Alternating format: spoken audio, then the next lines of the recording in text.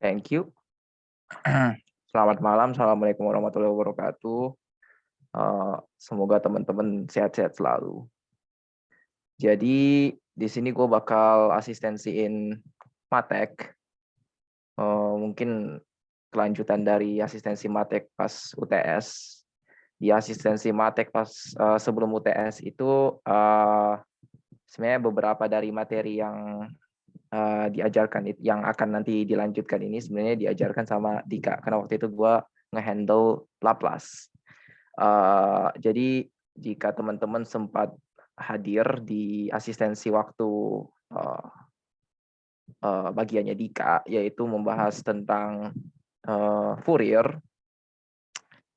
mungkin udah ada basic intuition tentang apa yang nanti kita ya explore lagi sebelum kita mulai asistensinya. Sebelumnya precautions. Di sini kondisi gue lagi kurang enak, lagi sariawan. Jadi jika seandainya nanti di pertengahan asistensi ini tiba-tiba apa yang gue bicarakan mungkin tidak semudah itu ditangkap atau terjadi ketidaknyamanan, mungkin bisa interupsi aja bilang kalau ya saya tidak mengerti atau apa. Nanti gue ulang. Gue akan ulang lagi bahwa asistensi ini akan mengcover pretty much Fourier transform dan Z transform. Jadi transformasi Fourier ini karena gue dengar katanya di beberapa kelas itu masih diujikan walaupun sudah dikuiskan. Jadi gue rasa perlu diulang dikit.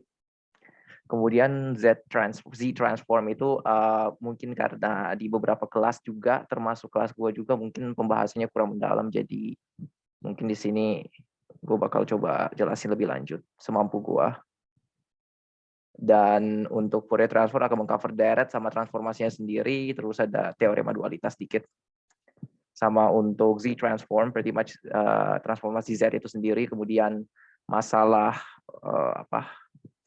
kita pakai teoremanya, kita baca tabelnya, dan nanti Indian kita bakal aplikasiin in case it needs to be applied. Dan sebenarnya dua transformasi ini krusial. Nanti gue jelasin kenapa krusial. Jadi gue langsung mulai aja kali ya. Olive, please enable the screen sharing ability.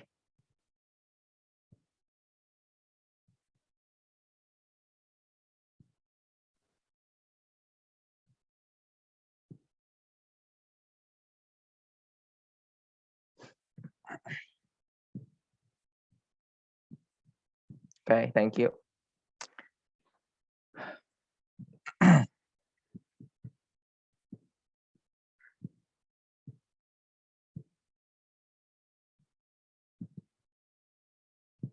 Apa udah terlihat? Aman. Oke, ada 26 slide ya. Good luck. Oke. Kalau misalnya slide-nya agak berpindah bilang ya. Jadi kemarin itu kita udah berkecimpung sama Laplace. Laplace ini sebenarnya transformasi untuk fungsi yang sifatnya kontinu. Dan basics-nya udah kita dapat ya. Jadi kayak ya rumus dasarnya, rumus Almighty ini. Kemudian transform pairs. Jadi kayak dari FT transformasi Laplace-nya apa. Terus kalau misalnya di inverse baliknya jadi apa. Terus properti-propertinya.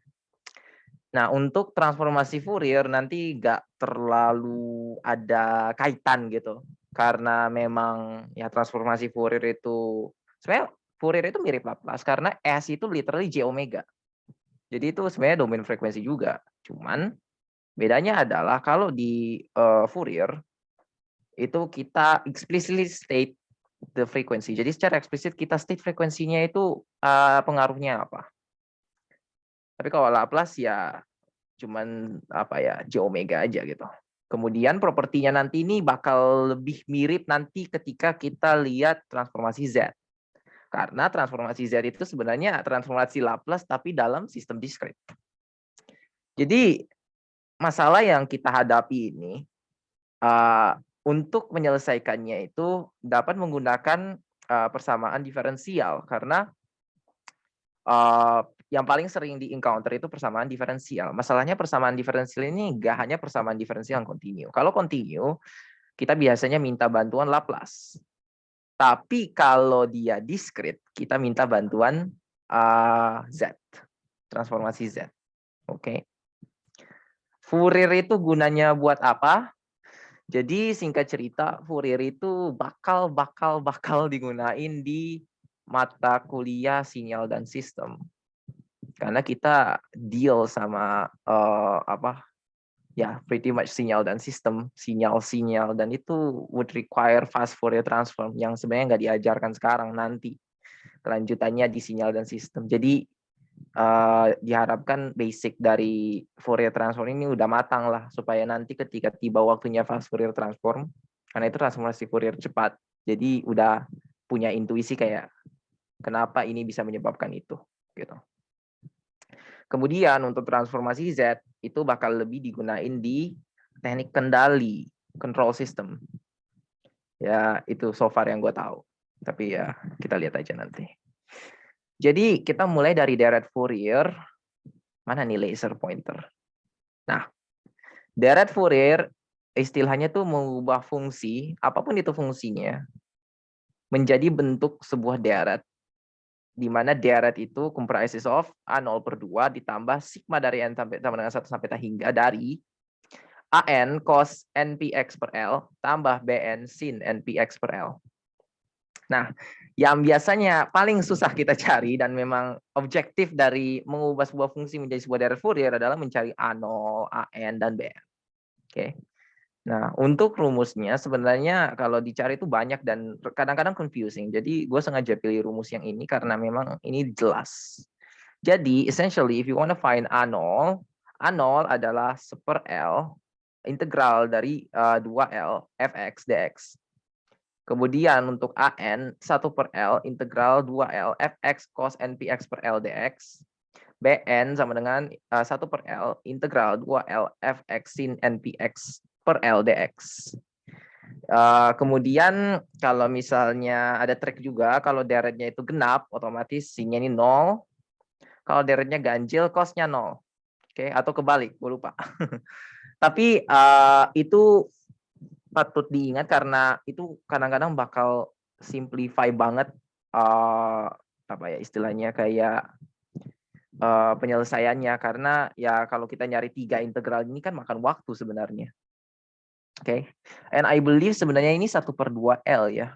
Mungkin gue salah hapus kayaknya nih. Jadi oke, kita lewat aja dulu. Misalnya kita mau selesaikan ini nih.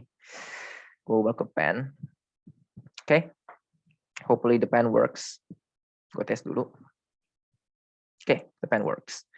Jadi kita punya fungsi fx sama dengan 1 tambah x ketika intervalnya itu -1 sampai 0, kemudian 1 minus x ketika intervalnya itu 0 sampai 1. Terus kita punya periode 2.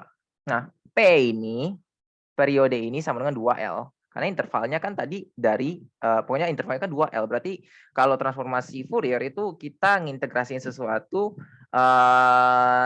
melewati periodenya. Jadi periodenya 2L. Oke. Maka jika P-nya ini 2, L-nya ini 1. Oke. Jadi ini sebenarnya ada keliru, ini 2L ya. Karena cuma 1. Jadi ketika kita udah dapat L, ya udah kita plugin aja ke rumus ini. Tujuannya adalah kita mau bikin deret yang bentuknya kayak gini, tapi in order untuk tahu deretnya itu kayak gimana ya udah kita harus cari A0, AN, BN. L-nya udah tahu tuh, L-nya tadi berapa? 1 kan, jadi anggap aja ini nggak ada. Oke. Let's go. Untuk mencari A0, kita pakai rumus 1/2L.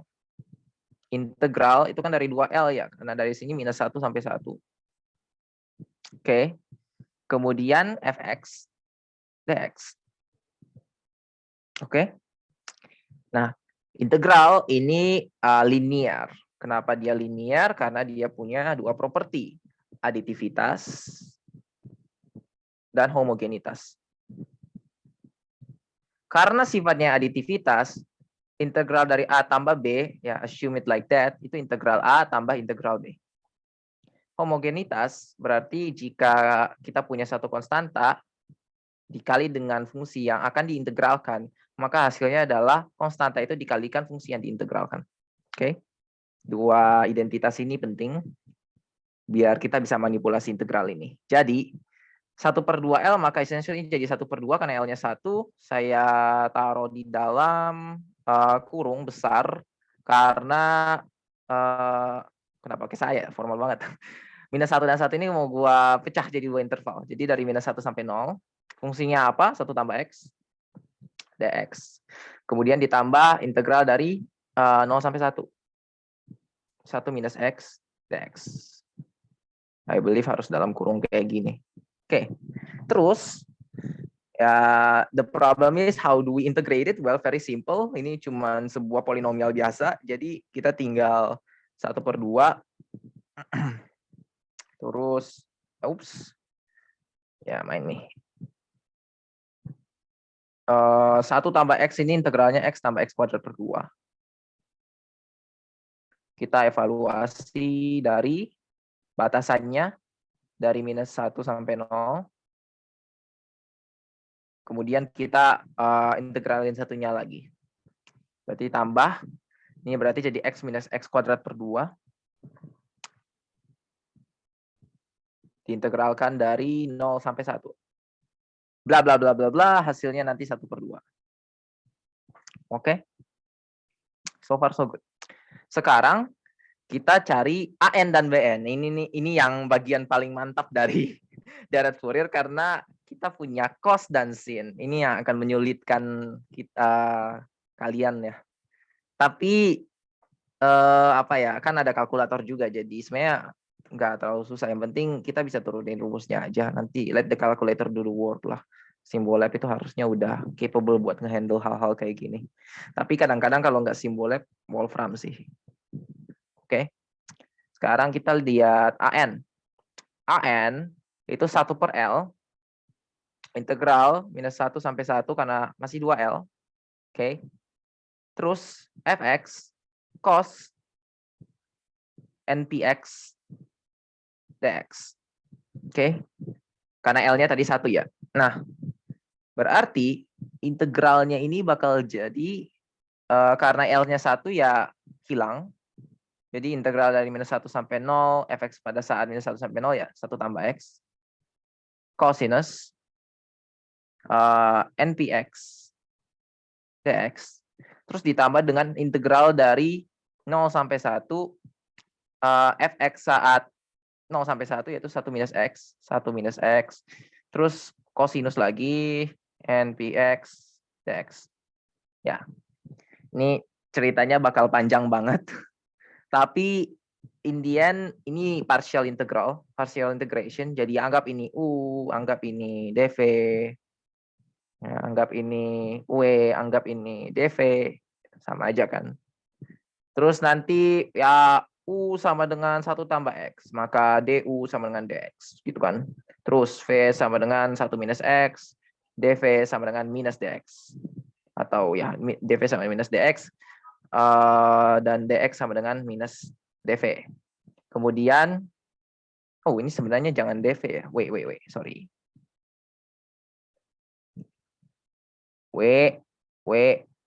Oke.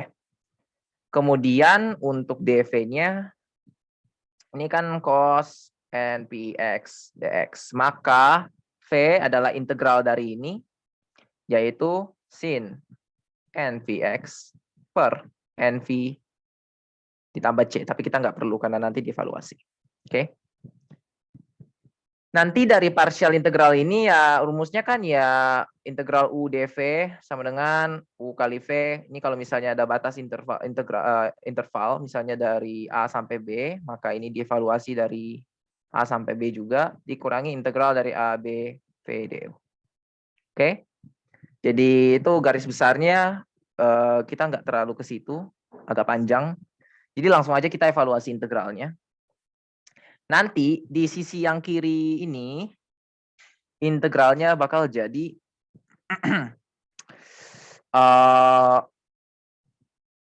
ini panjang banget sih. 1 tambah X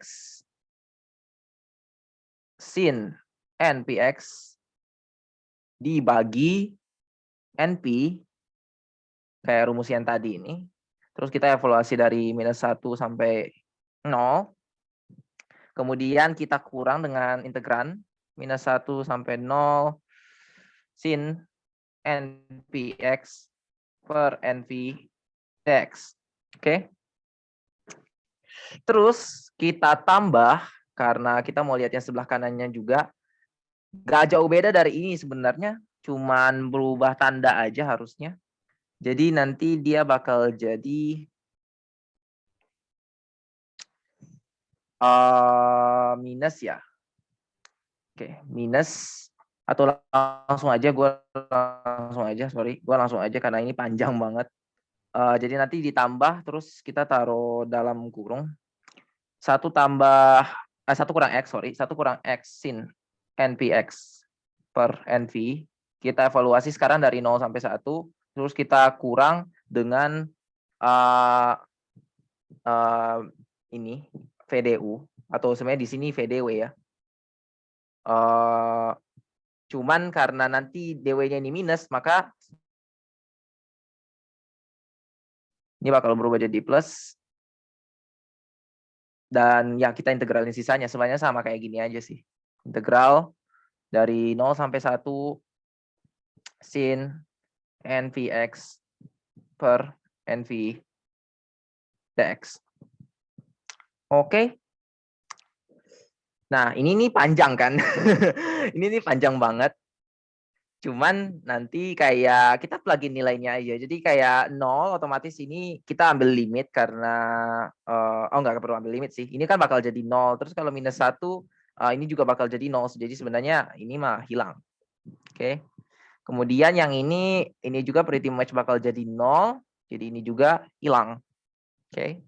Jadi kita left sama integral yang ini aja. Ini harusnya udah gampang ya. Jadi kalau kita perhatikan di sini ya pretty much AN ini adalah integral dari ini biar gampang aja 0 sampai 1 sin NVX per NV dx. Terus kita kurang dengan integral dari -1 sampai 0. Essentially cuma 2 ini aja. Sin NVX per NV dx. Nah, udah kan? Ini harusnya udah gampang. Integral dari sin kan cos. Jadi nanti karena 2 ini sama, maka nanti integralnya bakal jadi cosinus NVX per NV kali ini dikuadratin. Ini dievaluasi dari 1 sampai 0. Terus diminusin lagi sama integral dari yang sama, cosinus NVX per NV dikuadratkan, tapi kita evaluasi dari -1 sampai 0. Nah, sekarang kalau kita evaluasi semuanya, hasil akhirnya ini bakal jadi, kita lihat ya. Kalau misalnya cos NV, ya cos NV, berarti taruh di sini AN sama dengan cos NV, karena X-nya 1, per NV dikuadratkan. Terus kalau misalnya cos-nya 0, karena di ini maka dia harusnya -1. Oke. Jadi kita cek lagi cos NV benar, terus 0, 1. Oke. Sekarang kita minus, kita taruh dalam kurung. Kalau misalnya ini 0 ya tetap jadi 1. Karena cos 0 ya, cos 0. Kemudian kita kurang dengan apabila nilainya ini -1. Nah, berarti nanti dia jadi cos minus NV. Tapi kita tahu cos minus itu kan sama dengan cos plusnya aja. Jadi kita tulis aja cos NV. Oke.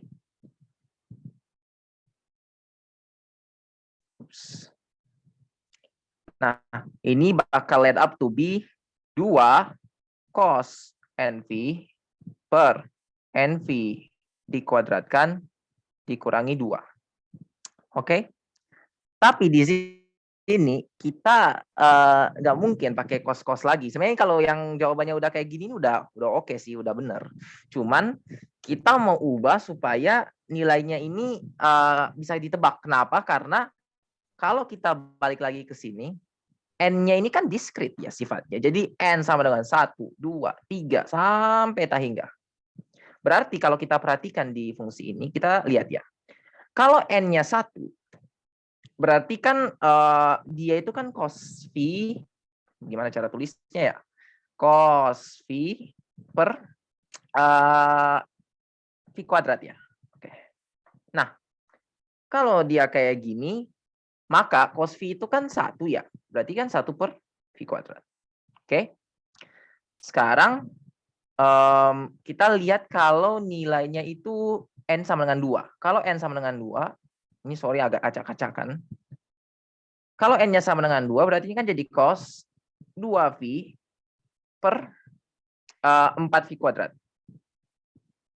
Nah, nggak perlu lihat yang di bawahnya, kita lihat penyebutnya, pembilangnya, sorry. Karena cos 2Pi itu berapa? 1 kan? Oh, ini sorry, ini minus 1 by the way. Nah, 1 per 4V kuadrat. Oke. Kalau misalnya gue lanjut lagi N sama dengan 3, maka hasilnya itu harusnya jadi negatif lagi. Negatif 1 per 3 kuadrat V kuadrat, 9V kuadrat. Nah, dia itu fluktuatif. Minus, plus, minus, plus, minus, plus. Jadi, cara gampangnya adalah kita ubah aja ini kosinus. Jadi sesuatu yang bisa menggambarkan fluktuasi antara 1, minus 1, 1, minus 1, 1, minus 1, gonta-ganti. Oke. Caranya adalah kita pakai eksponen. Nah, kita ubah. Jadi apa yang cocok nanti buat ini? Kira-kira apa yang cocok buat ini? Coba kita pakai ini. 2. Ini kan jadi kosinus NV minus NV dikuadratkan minus 1 ya. Nah, kosinus NV per NV kuadrat ini bisa kita ubah jadi, ini kan NV kuadrat ini kan bisa dikeluarin ya, karena dia bisa jadi, gimana cara tulisnya nih? 2 per NV kuadrat cosinus NV minus, wah ini ya running out of paper. Cosinus NV per mana nih? Per NV kuadrat udah dikeluarin, berarti ini nanti bakal jadi minus, ya gue tulis aja di bawah kali ya, NV dikuadratkan. Oke. Karena kita run of paper dan ini masih agak panjang, gue langsung tulis saja nanti AN-nya bakal jadi 2 dikali 1 minus 1 dipangkatkan N per NV dikuadratkan. Itu AN. Jadi kita ubah dari bentuk yang semulanya kosinus itu jadi kayak gini. Karena nilainya itu fluktuatif, jadi buat apa kita nulis itu lagi kan kayak kosinus lagi gitu. Jadi lebih baik gini aja. Oke? Itu AN. Nah, sedikit hint, kalau kita lihat deret ini ya, kita lihat deret ini sekilas. Kalau kita gambar di sumbu kartesian, ini kan 1 plus X ketika dia minus 1 sampai 0. Berarti karena dia gradiennya positif, tapi dia dari minus 1 sampai 0, maka harusnya gambarnya kayak gini. Ya. Kemudian sebelahnya ya gradiennya negatif, jadi kayak gini. Oke. Sekarang, what you notice adalah nilai di sini sama dengan nilai di sini, nilai di sini sama dengan nilai di sini, nilai di sini sama dengan nilai di sini kan. Maksudnya apa? Misalnya ini 0,1, 0,2 minus ya, minus, ini 0,3 minus. Nah, di sini juga 0,1 plus Y-nya sama, 0,2 plus Y-nya sama, terus di sini 0,3 plus Y-nya juga sama. Berarti indikasinya adalah deret ini adalah deret genap. Nah, karena deret ini deret genap, harusnya BN itu sama dengan 0. Jadi kalau genap dia itu cuman punya kosinus. Jadi kayak di sini kalau di saya deret itu genap, dia cuman punya kosinus. Tapi kalau deret itu ganjil, dia cuman punya sinus. Nah, kalau misalnya deret itu ganjil, dia punya sinus, biasanya A0 ini 0. Biasanya A0 ini 0. Tapi kita jangan langsung asumsi bahwa A0 itu 0, karena biasanya kita perlu ambil limit. Nah, itu ada kasus-kasus spesial di mana ketika kita evaluasi integralnya malah jadi improper integral, integral tak tentu, tak wajar. Makanya dari itu kita harus ambil limit. Jadi hati-hati di situ. Jadi BN ini bakal jadi 0. Kalaupun dibuktiin dengan cara yang kayak tadi, yang kita pakai integral habis-habisan ini, dia bakal jadi 0. Oke, gue nggak akan buktiin karena limitasi waktu. Jadi karena kita udah tahu BN-nya itu 0, maka bisa dikonklusikan bahwa fx ketika udah diubah jadi deret Fourier, hasilnya itu bakal jadi 1/2 ditambah sigma n sama dengan 1 sampai t hingga dari yang tadi, ini gua langsung ubah aja. Kemudian tadi 1 minus 1 dipangkatkan n. Terus cosinus n Vx, harusnya per L tapi L-nya 1, jadi kita abaiin. Yang kalau disimplifikasi itu bakal jadi 1/2 ditambah 4/n kuadrat sigma. Nah, di sini gua nggak mau pakai nilai ini lagi karena istilahnya tuh sifatnya tuh dia kayak ya udah kayak mau buat apa lagi kan. Nah, jadi kita ganti aja jadi notasi kayak gini. Yang kita tahu di sini adalah dia kalau n-nya ganjil dan n-nya genap, kalau misalnya n-nya ganjil, karena ini mulai dari 1 ya. Kalau misalnya kita kasih 1, n sama dengan 1, nilainya berapa tuh? 1 berarti 2 ya. Terus kalau n-nya 2, dia kuadrat kan berarti 0. N-nya 3, nilainya berapa? Berarti 1 minus 1, berarti lagi-lagi 2. Fluktuatif. Jadi, kita pakai yang ganjil aja. Karena yang kalau ini 0 ya otomatis semua yang ada di dalam notasi sigma ini 0 kan. Jadi kita pakai n sama dengan 1, 3, 5 dan seterusnya sampai t hingga. Ini buat indikasiin kalau ini tuh kita pakai bilangan ganjil. Kemudian ya daripada nulis semua hal yang ribet ini ya kita tulis aja cosinus. Oh sorry, ini bukan n kuadrat, v kuadrat. Mirip-mirip. Cosinus n Vx per n kuadrat. Oke. Jadi intinya kalau nanti simplifikasi jangan pernah keluarin variabel n atau variabel yang ada di sigma, notasi sigma ini keluar karena ya dia dipakai untuk sumasi. Tapi kalau yang variabel yang konstan selama deret ini digunain bisa dikeluarkan kayak 4/v kuadrat karena selamanya dia tetap 4/v kuadrat gitu. Oke? Nah, kalau kita perhatikan ini kan periodik ya sifatnya. Jadi nanti dia deretnya kayak gini. Oke. Ini cuman kayak nandain aja kalau dari minus 1 sampai 0 dia gini, dari 0 sampai 1 dia gini. Nah, apa yang terjadi jika kita representasiin fungsi ini dalam bentuk deret Fourier? Nah, jadi kalau misalnya kita pakai apa ya? Jika misalnya kita pakai n sama dengan 1 aja nih. Jadi n sama dengan 1 nih, kan. Nah, dia itu sinusoidal. Ini kan sinusoidal kayak biasa. Dengan pertama dia digeser sejauh 1/2. Berarti nanti pergeserannya itu dia harusnya ke atas setengah. Kemudian ada penskalaan. Nah, penskalaan ini 4/v kuadrat. Jadi cosinus Vx berarti cosinus Vx diskalakan 4/v kuadrat terus ditambah sama 1/2. Maka grafiknya kayak gitu. Tapi tetap dia sinusoidal ya. Nah, kalau kalian perhatikan juga periodenya ini exactly 2. Kan? Nah, karena top to bottom ya L 1.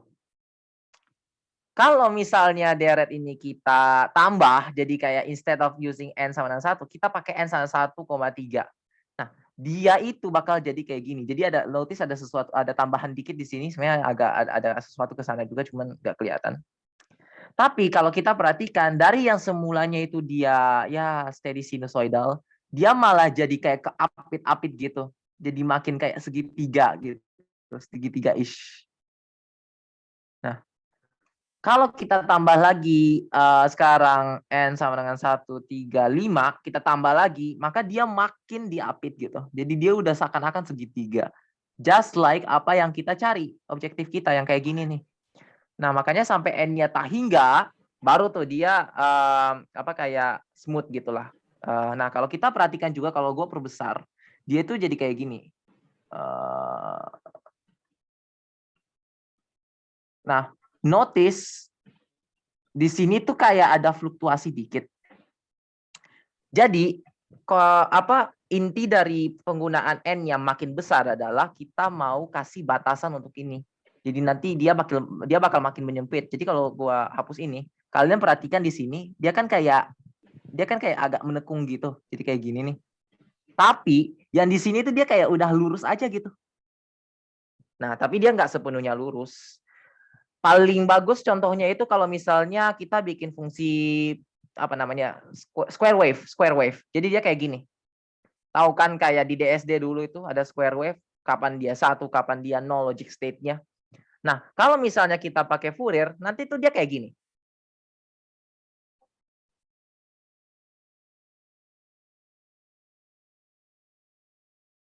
Salah. Ya kayak ginilah. Gitu. Nah, perhatikan di sini bahwa ada ini.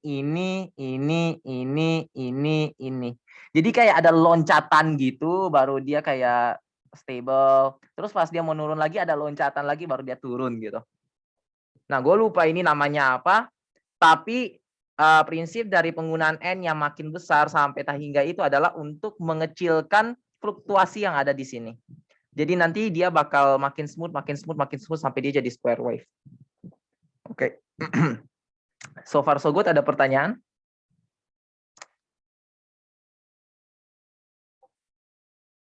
Kalau nggak ada, gue lanjut aja paling. Oke, gue lanjut ya. Oke. Sekarang kita lanjut di transformasi Fourier. Jadi rumus utamanya itu cuma 2 ini aja. Jadi kalau kita punya FT, kita mau ubah dalam bentuk omega, ya udah rumusnya ini.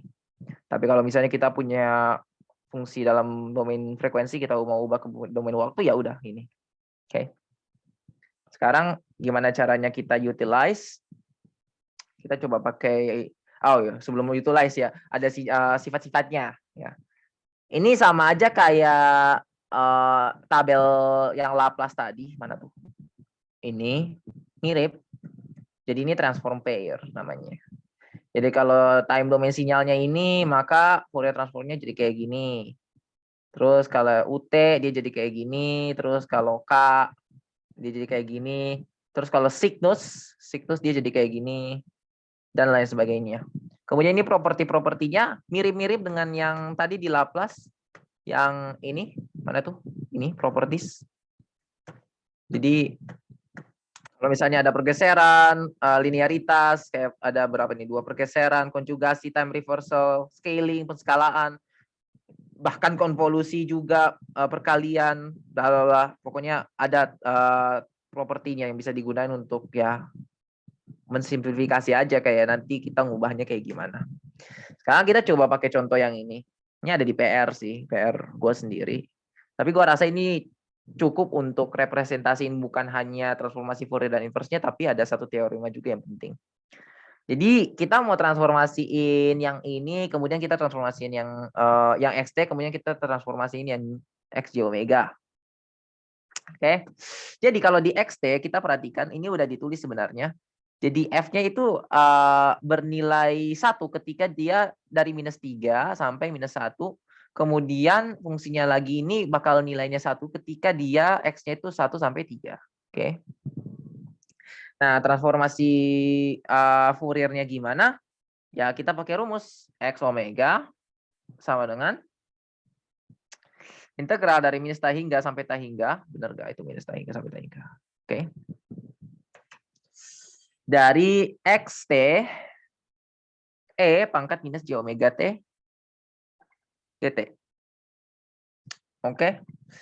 Ini gampang aja, ya kita udah tahu fungsinya apa, jadi integralnya bakal dari -3 sampai -1. Kemudian XT-nya 1 kan. XT-nya 1 berarti ya kita tulis aja E minus J omega T dt. Terus kita tambah lagi integral dari 1 sampai 3. Nilainya 1 lagi berarti E pangkat minus J omega T dt. Oke. Kemudian hasil dari ini kan nanti jadi minus 1 per J omega E pangkat minus J omega T, evaluasi dari minus 3 sampai minus 1, kemudian kita tambah dengan ini minus 1 per J omega E pangkat minus J omega T, kita evaluasi dari 1 sampai 3. Oke. Nanti setelah kita evaluasi semua ini, kita bakal dapat X omega. Gua tulis aja di atas ya, X omega. Dan gua nggak akan simplifikasi untuk satu reason yang agak spesifik. Minus 1 per J omega, terus nanti dia di dalamnya bakal jadi 1 per E pangkat J omega, minus 1 per E pangkat minus, masih pangkat J ya. Masih pangkat J, tapi 3, ini sebenarnya bukan omega ya, T, sorry. Sorry, omega. Mana tuh? J omega, kemudian minus 1 per J pangkat E pangkat J 3 omega. Kemudian 1, 3, 5. Oke, benar. Berarti ditambah E pangkat J 3 omega. Kebalikannya lah, minus E pangkat J omega. Tuh. Oke. Ini aja dulu. Nanti kita lihat apa hubungannya. Sekarang kita coba bikin kebalikannya. Nah, kebalikannya ini kita pakai rumus satunya. Bedanya adalah, dia kayak mirip. Bedanya adalah ada 1 per 2 pi. Terus pangkatnya ini positif, bukan negatif. Oke, itu bedanya aja. Jadi, XT adalah integral dari minus T hingga sampai T hingga. Jangan lupa kali 1 per 2 pi. X omega. E pangkat J omega. T. D omega. Kita cek bener gak? Oh ya, sama ini. T ini omega, oke. So far so good. Sekarang integrate lagi kayak tadi. Nanti dapat 1 per 2 pi, terus integral dari minus 3 sampai minus 1. X omega kan 1, jadi E pangkat J omega T D omega. Terus kita tambah dari integral 1 sampai 3. E pangkat J omega T D omega. Gitu. Kemudian nanti kita dapat hasil integralnya itu, buat skip aja. Nanti bakal jadi 1 per 2 pi JT. 1 per E pangkat JT. Kemudian minus 1 per E pangkat J 3T. Terus ditambah lagi E pangkat J 3T. Minus E pangkat JT. Oke. Nah, kita udah dapat 2 hasil transformasi ini, terus kita lihat apa hubungannya. Apa hubungannya? Notice di sini ini tuh kayak sama persis dengan yang ini. Cuman T ini jadi omega. Oke? T itu jadi omega. Ya wajar sih karena ini kan X omega, ini kan XT. Jadi ya dia relatively sama. Nah, apa yang akan membuat fungsi ini sama? Ini kan masih relatively sama ya. Tapi apa yang membuat fungsi ini sama? Berarti kita harus kaliin dengan sesuatu. Notice juga di sini ada minus, di sini nggak ada minus. Berarti in order untuk XT ini sama dengan X omega, maka di XT, jadi ini X omega ya. Sama dengan sesuatu XT. In order supaya X omega ini sama dengan XT, ini ada chat apa? Oh, jangan lupa isi absensinya, guys. In order supaya X omega ini sama dengan XT, kita lihat apa yang kurang tadi. Di sini ada minus, di sini nggak ada minus. Berarti kita kali minus. Kemudian di sini ada 2, di sini nggak ada 2 pi. Di sini ada 2 pi, 1/2 pi. Nah, jadi supaya dia sama, dengan X omega, maka kita kaliin minus, karena nggak ada minus, terus kita kaliin 2pi. Oke? Nah, inilah yang disebut dengan dualitas pada transformasi Fourier. Jadi seandainya kita punya sebuah fungsi, apapun itu fungsinya, jika kita mencari transform pair-nya, cukup pakai ini aja. Karena nanti ketika kita integralnya balik, jadi fungsinya itu requirement-nya adalah jika dia kalau ditransformasiin jadi domain frekuensi, dia juga menghasilkan fungsi yang sama, maka ketika kita ubah jadi fungsi itu secara eksplisit, maka harus dikali dengan minus 2pi. Minus 1/2pi. Karena kita ubah dari xt ke xj omega. Tapi kalau sebaliknya, kita kaliin nama minus 2pi. Oke. Notice aja, sebuah catatan aja, penulisan x omega ini sama aja dengan penulisan xj omega. Jadi jangan confuse. Sama aja. Oke. Apa ada pertanyaan? Kalau tidak ada, gue lanjut. Oke, gue lanjut aja. Ini paper kosong sebenarnya kalau ada apa-apa. Oke. Fourier oke lah ya. Kayak itu mungkin ya dikit aja. Karena sebenarnya yang banyak ini Z nanti. Dan kebanyakan ya aplikasinya nanti di Z sih.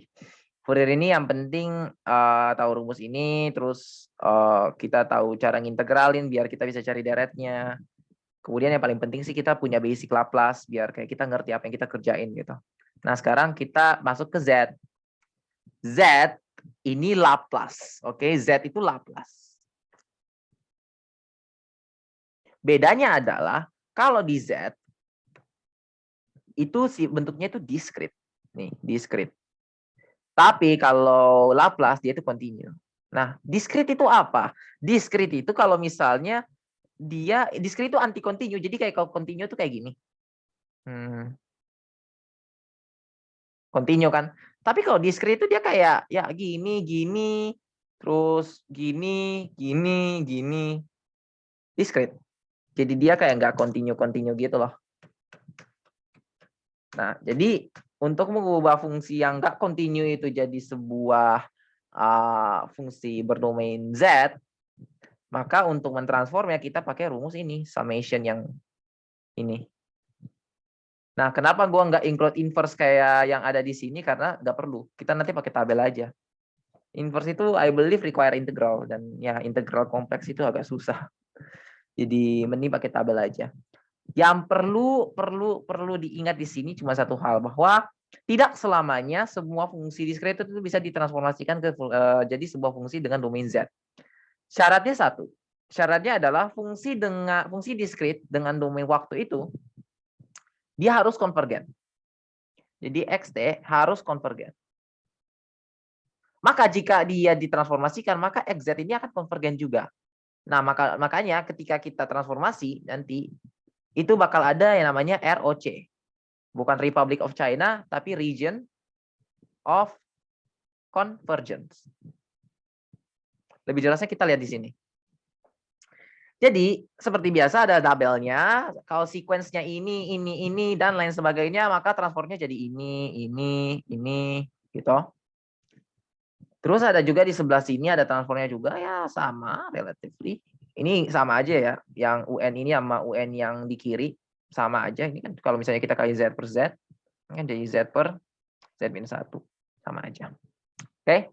Nah, region of convergence inilah yang menentukan apabila fungsi diskrit itu ada dan bisa ditransformasikan ke domain Z. Kenapa? Kenapa ada region of convergence ini? Misalkan kita punya fungsi X per X minus 1. Kapan fungsi ini discontinue? Fungsi ini discontinue ketika penyebutnya ini 0, which means X harus lebih dari 1. Oke? Kemudian kalau kita punya deret tahingga, itu kan kayak ada sama dengan 1 sampai tahingga gitu dari ya, apapun itu deret. Maka kan itu nanti rumusnya itu jadi A per 1 kurang R. Gitu kan? A per 1 kurang R. Kemudian A ini kan suku pertama. Terus R ini rasio. Syarat agar rumus ini ada adalah supaya R-nya ini berada di antara mutlak 0 sampai 1. Oke, jadi dari -1 sampai 1. Sorry. Kalau dia lebih, maka dia divergen, lawan dari konvergen. Oke. Jadi hati-hati dengan region of convergence ini. Kalau menjawab pertanyaan transformasi Z, pastikan ada ROC. Jadi kalau misalnya FT kita ubah jadi FZ, maka jangan lupa state ROC-nya. Berarti ya si Z ini harus apa gitu supaya dia konvergen. Oke. Sorry. Kemudian di transformasi Z ini ada sifat-sifat juga seperti biasa. Tapi yang nanti kita bakal gunain itu, mari kita lihat ya mana ya. Ini, kemudian sebenarnya time forward juga bisa, sama aja. Ya pretty much itu. Jadi 3 yang ini yang bakal penting sih untuk kalau gue sendiri ya, ketika gue belajar ini 3 hal ini penting. Jadi nanti kita lihat kepentingannya apa. Terus transformasi itu sifatnya ya linier, jadi adisi, homogenitas, multiplikasi, linearitas gitu tetap berlaku seperti biasa. Namanya juga Laplace tapi discrete kan, jadi pretty much sifat yang dimiliki sama Z tidak jauh berbeda dengan sifat yang dimiliki sama Laplace. Misalkan kita mau ubah fungsi ini jadi fungsi Z, maka ya kita tahu XZ ini sama dengan sigma dari K sama dengan 0 sampai T hingga dari 1/4 K, karena ini XK-nya. Ini XK kan. Terus kita kali dengan Z pangkat minus K. Oke? Nah, Z pangkat minus K ini kan 1/Z. Bentar ya, 1/Z. Terus kita dipangkatkan K. Berarti dari ini kan kita bisa kali nih. Jadi sigma K sama dengan 0 sampai T hingga. Berarti ini kan 1/4 Z. Dipangkatkan K. Coba kita bikin deretnya nih. Ini kan berarti jadi 1. Karena K sama dengan 0, apapun dipangkatkan 0, 1 ya. Terus kita tambah 1/4 Z. Terus kita tambah 1/4 Z, tapi kali ini dikuadratkan. Terus kita tambah 1/4 Z, kali ini dipangkatkan 3. Dan seterusnya. Notice di sini kan ya sama aja sih, kita bisa tulisin 1 juga nih. Mana ya? Tambah 1, tambah 1. Ini juga sih. Tambah 1, dan seterusnya. Nah, ini kan A ya. A, R. Terus di sini A, R kuadrat. Di sini A, di sini R pangkat 3. Ini kan deret hingga ya. Nah, berarti kalau deret hingga kan rumusnya kan A per 1 kurang R. Maka nilainya itu jadi 1/1 kurang R-nya berapa? 1/4 Z kan. Nah, di sini kita sekarang mau lihat R-nya itu kan tadi syaratnya kan harus ini ya. -1 kurang dari R kurang dari 1 kan. Atau kita bisa tulis nilai mutlak dari R ini kurang dari 1. Nah, supaya nilai mutlak dari R ini kurang dari 1, di mana R ini ya 1/4 Z, maka si 4Z itu harus digimanain supaya rasio ini nilainya tetap di bawah 1. Maka agar supaya rasio ini tetap di bawah 1, maka Z ini udah otomatis nggak boleh 1/4 karena pembuat 1 dari 4 kan 1/4 ya, kebalikannya ya. Nah, 4 kali 1/4 kan 1 tuh. Jadi dia bakal nggak memenuhi. Maka dari itu si Z ini harus lebih dari 1/4. Misalnya kita kasih Z-nya itu 1. Ya otomatis itu di dalam rasionya 1/4 masih kurang dari 1 dong untuk nilai mutlak ya. Jadi tetap aman. Oke. Jadi ini region of convergence yang kita cari. Maka dari itu rumus ini kita kan bisa kali sama 4Z per 4Z. Oke. Maka hasilnya adalah 4Z per 4Z minus 1. Itu transformasi Z. In a nutshell. Masih yang simple. Nah, gimana jadinya kalau yang mau kita transformasi itu sebenarnya yang ini. E pangkat minus BT sinus AT. Ya, gampangnya sih kita bisa pakai yang ini ya. Itu tadi sinus ya. Ya, sinus. Kita bisa pakai yang ini kan. Nah, ya udah kita tinggal cari aja N-nya apa. N-nya di sini kan minus BT tuh. Terus sorry B ya. B-nya itu B-nya tadi itu minus BT, terus kemudian sin-nya itu A. A-nya itu ya ini, sama aja kan. Jadi harusnya kita bisa pakai rumus yang ini dong. Tapi di sini ada satu poin bahwa T ini sama dengan sesuatu dikali dengan periode. Nah, apa sesuatu ini? Ini adalah konstanta transformasi. Jadi, notiskan di sini ada K, dan kadang-kadang juga orang pakai N, sama aja. Makanya di sini tadi di rumus ini pakai N semua. Jadi nggak usah confuse. Intinya di sini N sama dengan K lah. Biar nggak confuse.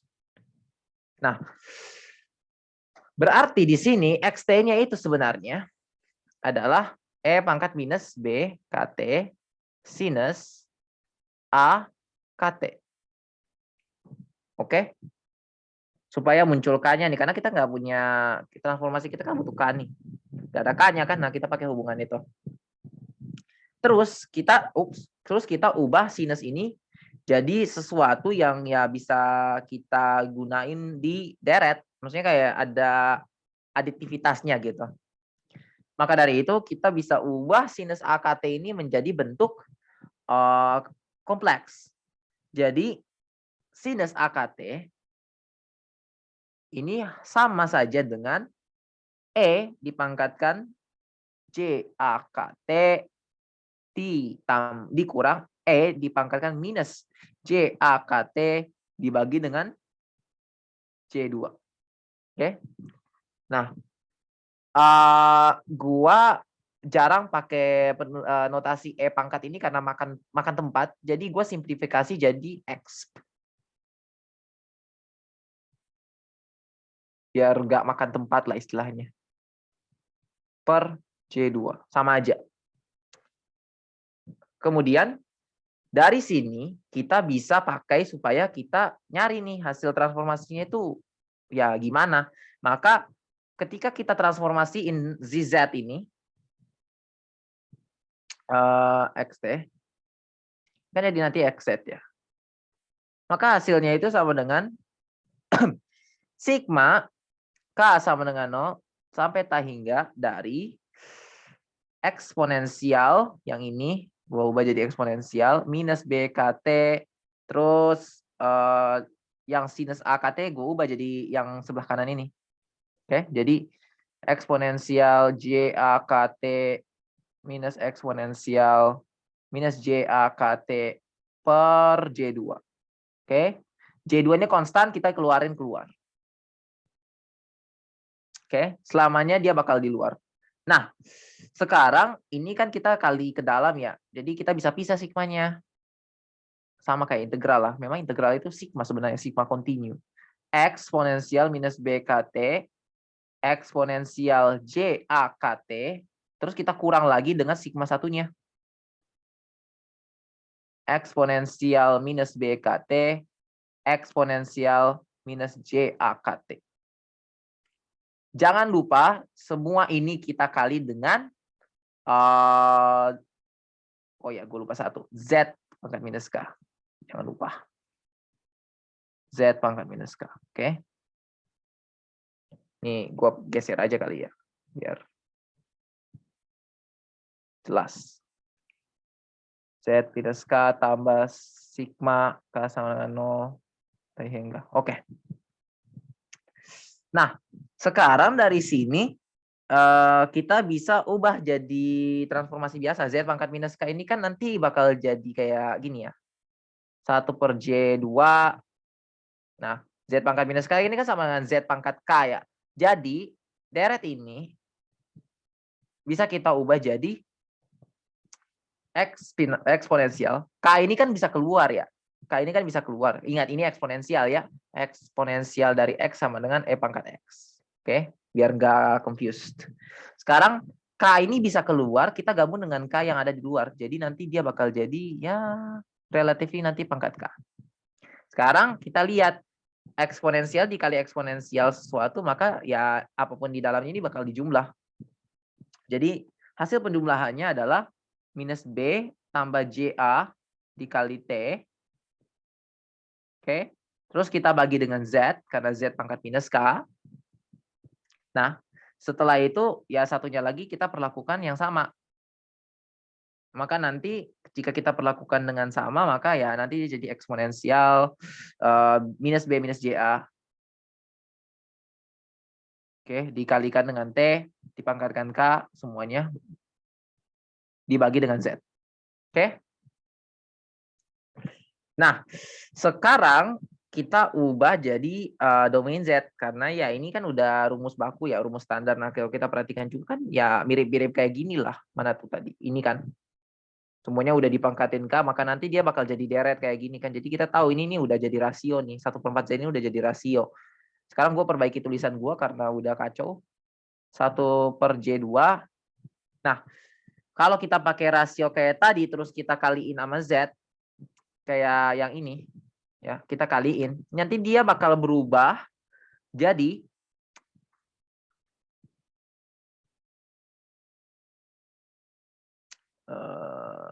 minus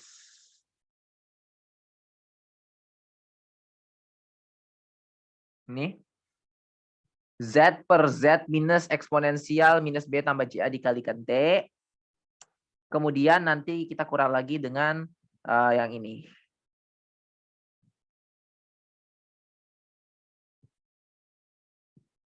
Nah, sinonimus sama bentuk yang di atas lah. Maksudnya kita menganggap ini tuh R ya. Karena nanti A-nya pasti 1. Biasanya 1. Jadi uji aja A-nya itu berapa. Oke. Setelah kita dapat yang ini udah benar sebenarnya. Maksudnya kayak ya udah ini transformasinya gitu. Tapi kan kenapa bentuk tadi bisa muncul? Nah, kita bakal transformasiin lebih lanjut, oke? Ingat 1/J2 dikalikan ini dikurangi ini. Sekarang kita simplifikasi. Jadi nanti gue samain penyebutnya nih ceritanya. Gue mau samain penyebut dari dua ini. Maka nanti dia bakal jadi 1/J2. Nah, ini dengan ini samain penyebut berarti kali silang kan. Nah, karena kali silang terus di atasnya ini Z, gue bisa pisahin ini Z-nya keluar aja. Jadi literally yang di bawah kali yang di atas itu penyebut kanan dikurangi penyebut kiri. Oke? Penyebut kanan dikurangi penyebut kiri berarti Z minus eksponensial minus B minus JA dikalikan T, karena ini penyebut kanan, terus kita kurang dengan penyebut kiri. Penyebut kiri itu kan Z minus ya, berarti ini jadi Z plus. Oke, Z plus eksponensial min B plus JA dikalikan T. Oke, itu yang di atas. Kemudian yang di bawah ini ya dikaliin. Nah, hasil kalinya itu gimana? Hasil kalinya itu bakal jadi Z kuadrat, terus kita kurangi dengan Z dikali dengan. Nah, ini bakal yang agak kompleks di dalam ini nih. Eksponensial minus B plus JA dikalikan T. Ini dalam kurung lagi karena eksponensial, jangan lupa. Kemudian kita tambah lagi dengan eksponensial minus B minus JA dikalikan T. Oke. Ini semua dikalikan dengan Z. Baru nanti kita tambah dengan eksponensial minus 2 BT. Oke, eksponensial minus 2 BT ini dapat dari mana? ketika kita kaliin eksponensial yang ini sama kita kaliin eksponensial yang ini. Nanti tuh minus B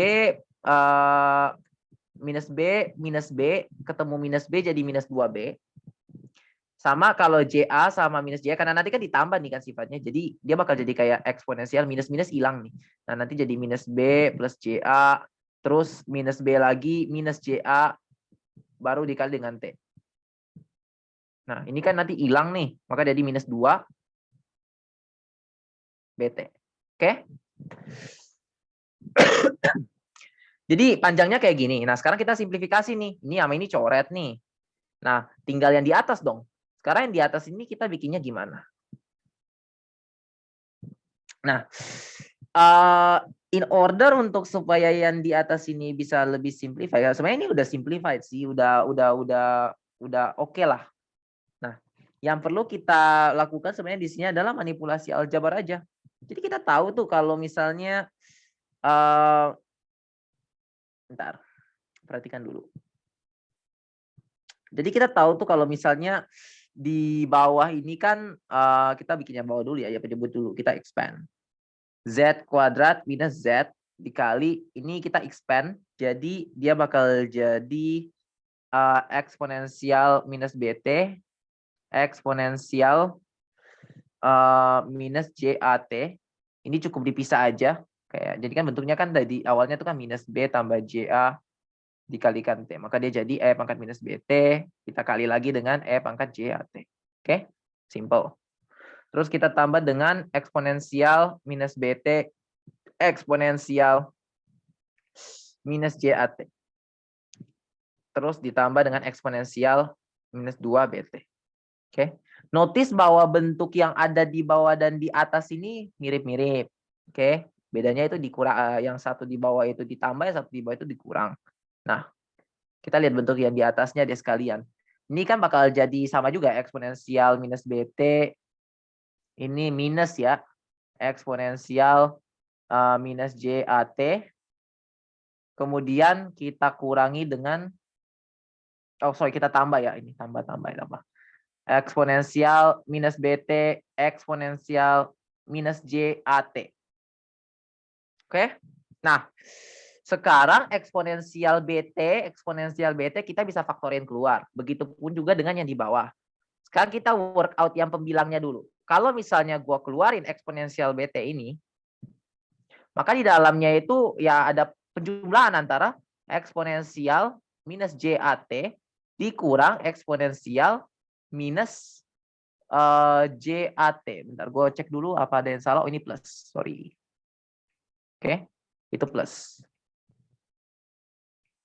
Oke, nah notice bahwa ini tuh sama dengan 2 dikali dengan sinus ya, I believe. Coba kita lihat sinus enggak. Oh iya benar.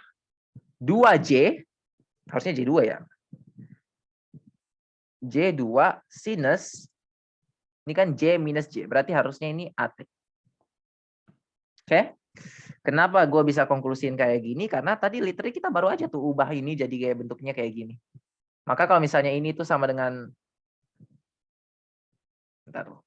misalnya ini sama dengan sinus AKT kan kayak tadi, maka kalau kita naikkan penyebutnya ya ini tuh sama dengan J2 dikali sinus AKT. Jadi sama-sama aja gitu.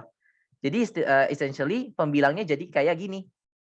Pembilangnya itu jadi eksponensial min BT J2 sinus AT. Oke? Nah, kemudian penyebutnya yang di bawah ini kita bisa jadi ini. Maka penyebutnya ini kan jadi, ini gue tulis di sebelah kanan ya. Jadi eksponensial min BT kita kali semuanya dengan eksponensial, ini positif again, sorry. Oh ini minus, ini yang positif. Nah, eksponensial JAT ditambah eksponensial minus JAT. Notice bahwa ini sebenarnya bentuknya adalah 2 kosinus AT. Nah, dari sini kita bisa ubah fungsinya jadi Z per J2, di atas kita kaliin eksponensial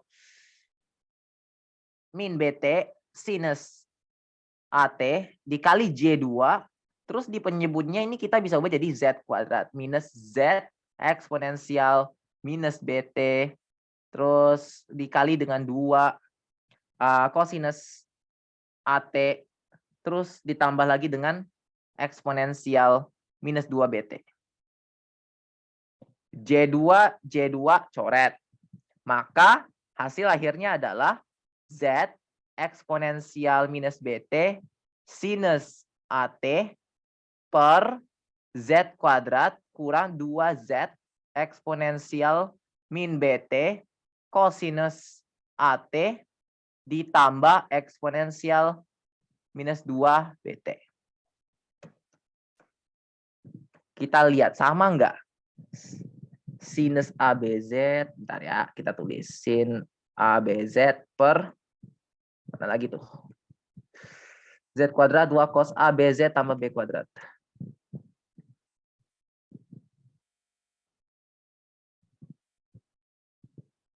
Bentar ya. Sin 2 cos A, BZ, ini kan BN sin B pangkat N, sin AN. Oke, perhatikan di sini. E pangkat minus BT, ups, ini kan B pangkat N, berarti B-nya itu E. Nah, terus sinus AN, dia bakal, ini E pangkat minus BT sih, jadi BT ya, BT kecil, sinus AT. Bener gak? Oke.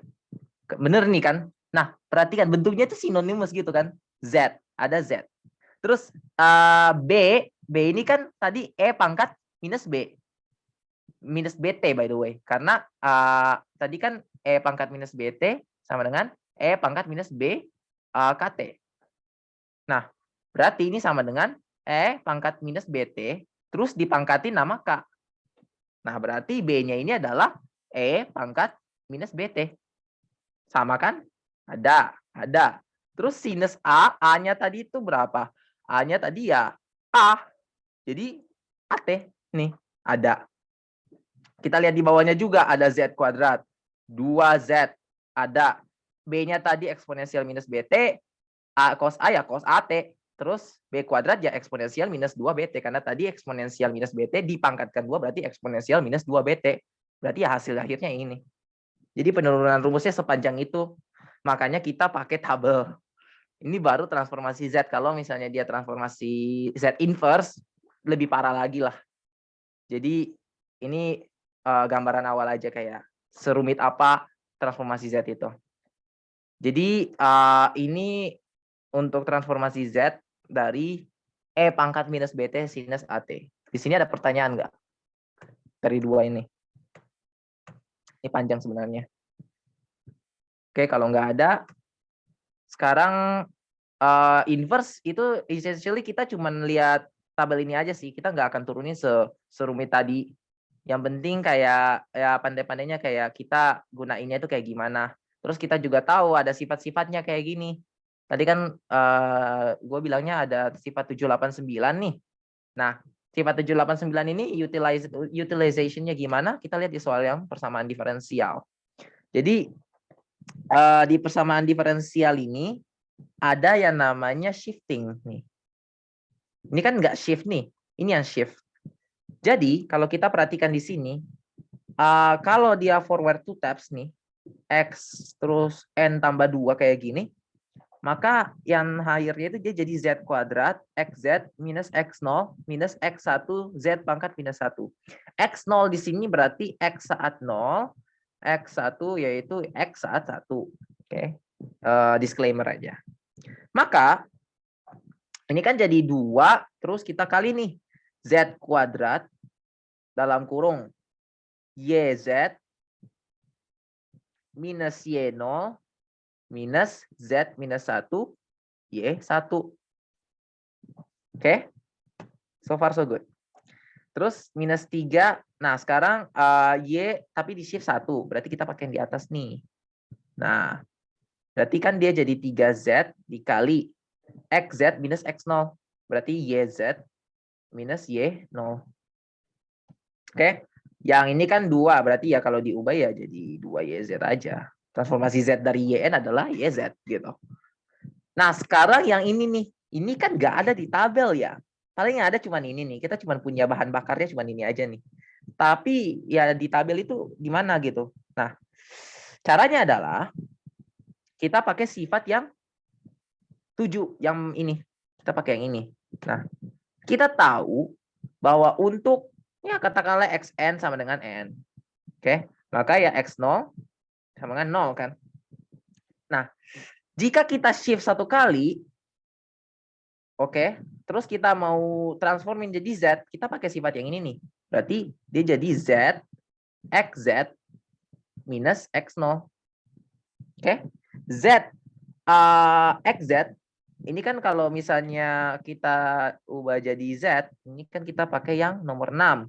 Berarti z per z minus 1 dikuadratkan. Nih.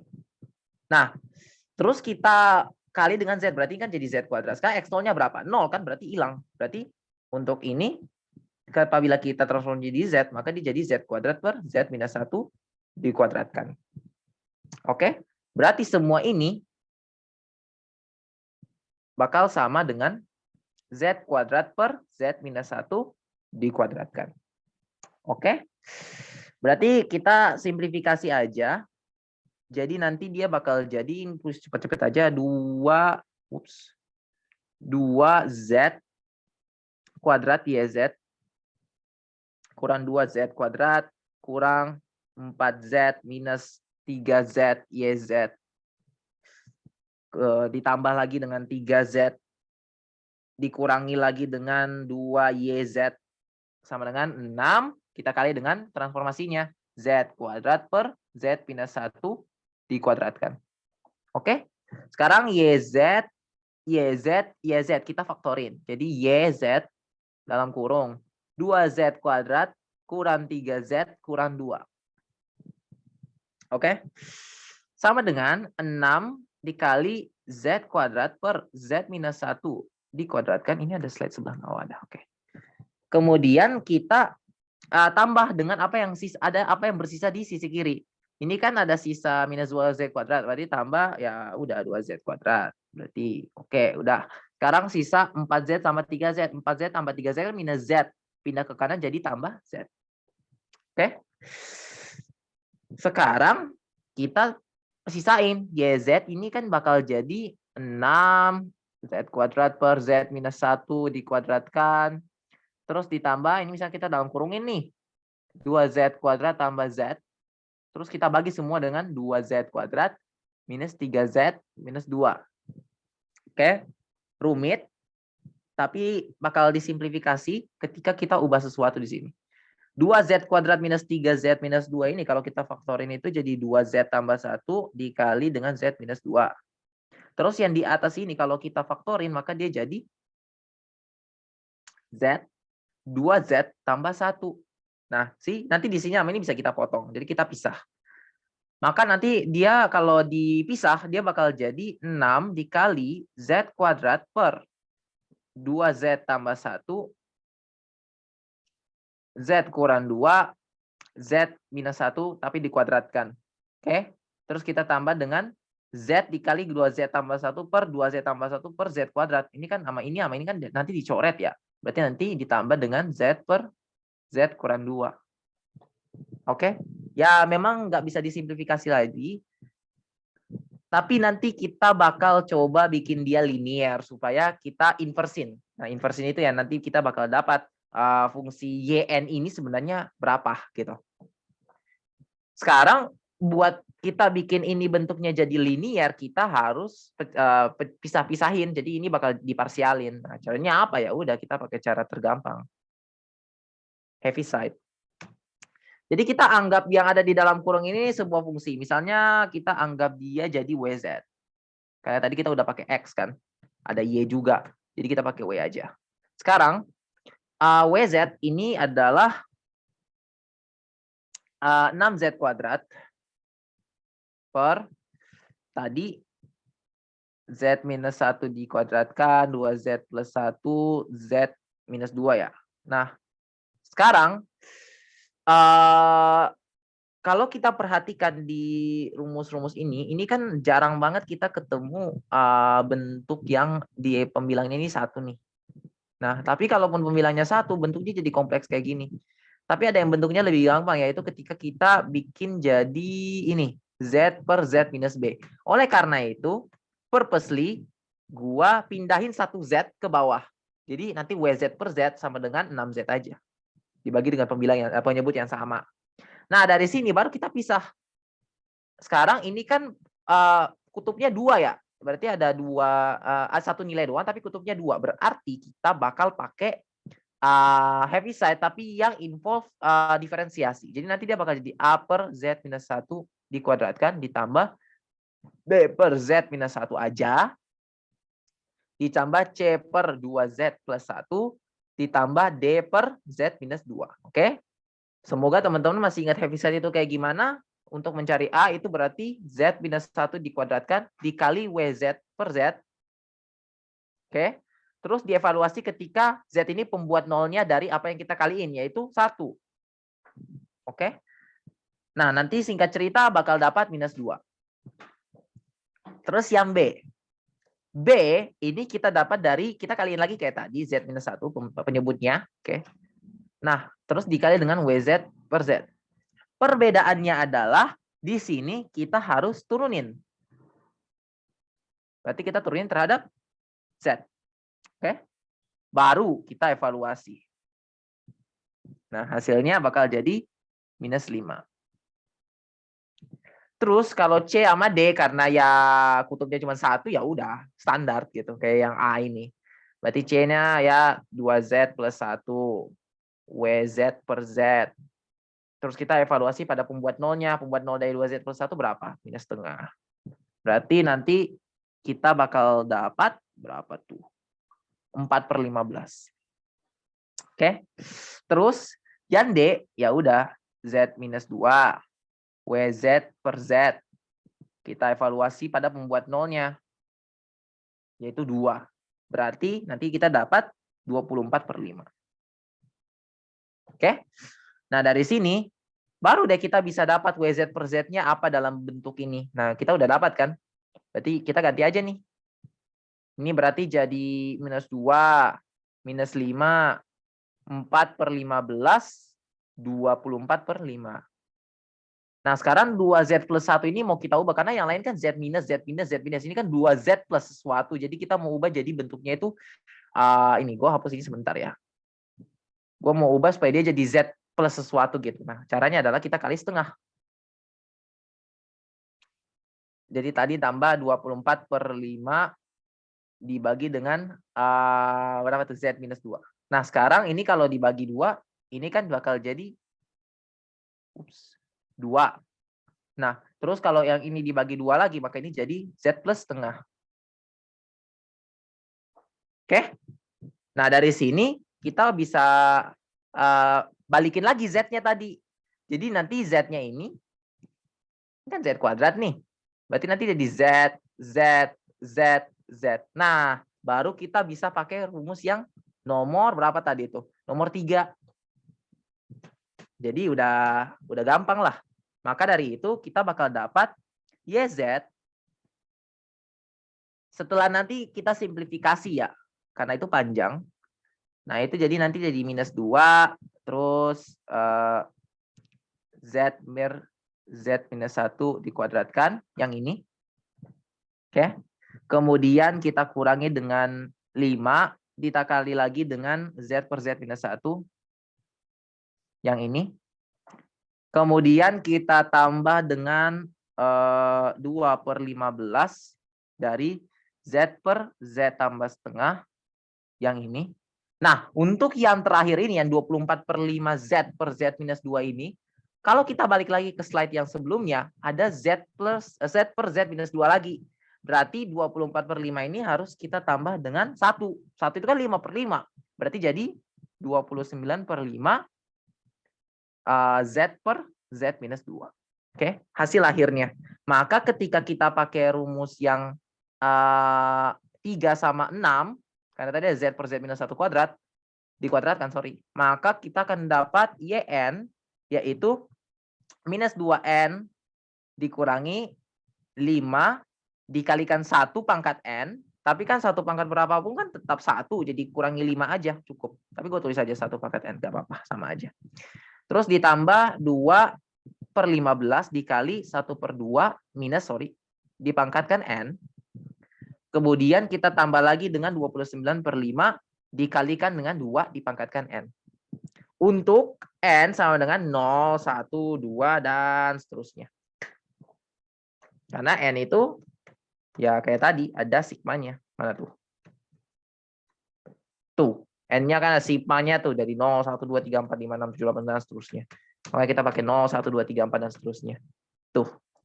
Jadi itu transformasi Z yang sedikit lebih kompleks kita pakai untuk menyelesaikan persamaan diferensial ini yang diskrit. Oke? Ada pertanyaan? Laplace lagi heaviside-nya mudah kok. Tinggal hati-hati dalam perhitungan aja biar nggak error. Sekali error kan penyelesaiannya banyak tuh. Oke, kalau nggak ada 2 lagi, tinggal 2. Oke. Kita udah 1 jam, hampir 1,5 jam ya. Ya, jadi kita percepat aja. Oke. Selanjutnya ini menyangkut block diagram. Jadi persamaan diferensial itu sebenarnya punya yang namanya block diagram. Block diagram itu dipakai buat apa ya? Buat sistem. Karena Z ini kan kayak untuk kontrol ya. Jadi kalau ada block diagram itu intinya kayak kita gunain untuk merepresentasikan apa output yang dihasilkan ketika diberikan suatu input. Jadi kayak nanti suatu input diberikan diberikan ke sebuah fungsi, maka akan menghasilkan output. Nah, pengelolaannya ini yang dinamakan transfer function. Oke? Jadi di antara input dan outputnya ada transfer function. Jadi transfer dari input menjadi sebuah output gitulah istilahnya. Nah, transfer function kalau yang kita tahu sendiri kan kayak yang paling sering kan HS sama dengan YS per XS gitu kan. Nah, kalau di Z itu kita pakai GZ. YZ per XZ. Oke. Jadi kalau di sini ini kan kayak kita belum tahu nih YZ-nya ini berapa. Nah, yang kita tahu inputnya itu UK ini. Karena ini kan semua ini kan kayak output ini sebenarnya, tapi dalam order 2. Nah, UK ini input. Apa UK ini? UK ya step function, tapi dalam K, discrete. Oke. Jadi nanti kalau kita transform jadi Z, maka dia jadi UZ. Simple. Oke. Sekarang untuk apa namanya? Block diagramnya sendiri itu kayak gimana? Block diagram itu ingat 3 aja. Yang pertama, ada yang namanya penskalaan. Jadi kayak bukan penskalaan aja sih ya, input output lah ini. Jadi yang pertama tuh gue tulis di sebelah kanan aja. Jadi ada input begini, dia jadi output. Oke. Yang kedua, kadang-kadang di input ini butuh penskalaan. Jadi kayak in, terus masuk nih. Nah, kita butuh penskalaan, misalnya kita skalain 2 gitu. Maka dia jadi output. Berarti output sama dengan 2 kali input. Oke. Yang ketiga, kita juga punya penjumlahan. Jadi kayak misalnya input nih. Terus kita masukin ke output misalnya A. Oke. Input jadi A. Terus output ini adalah A ditambah 2. Berarti ya udah ada 2, kita masukin ke A. Makanya ini kan tambah nih. Berarti dia bulat by the way. Dia bulat, maka dia jadi output. Maka output sama dengan input. Input yaitu ya input ditambah 2A. Oke. Biar dia jadi output. Ini tambah nih, tambah. Maka keluarannya ya in tambah 2A. Masih ingat kan itu KCL? Nih KCL, ini ada node nih. In. Oke, terus ini ada yang out. Maka ya sigma I sama dengan 0. Yang satu plus, yang satu minus gitu. Atau sigma I in sama dengan sigma I out. Nih. Jadi nanti di sini tuh bisa pakai istilah nodal, nodenya gimana lah. Nah, untuk nyelesain block diagram kayak gini gimana? Oke, kita pelan-pelan aja nih.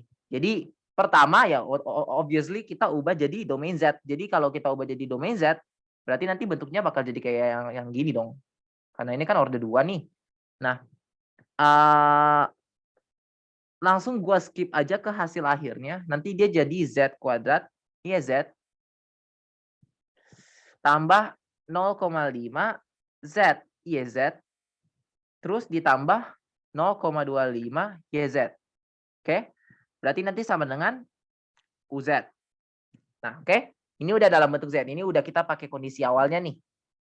Jadi jangan lupa ada kondisi awalnya. Nah, sekarang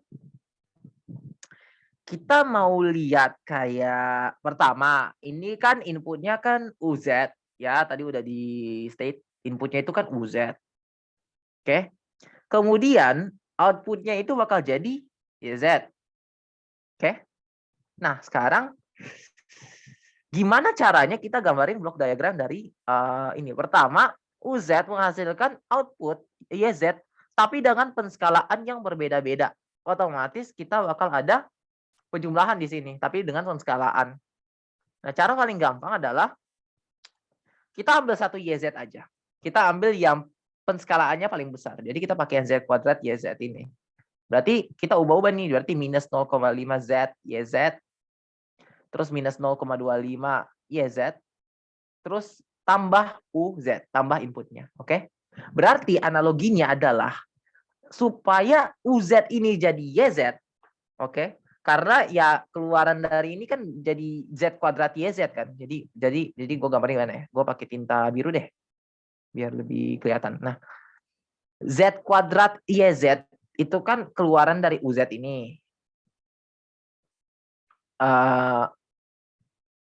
Oke, kita abaiin yang YZ yang lain. Nah, tapi kan yang kita mau kan yang ini, yang YZ ini. Nah, gimana caranya? Ya kita penskalaan lagi. Jadi ini bakal jadi Z kuadrat. Jadi ini harus jadi Z YZ, terus dia jadi YZ.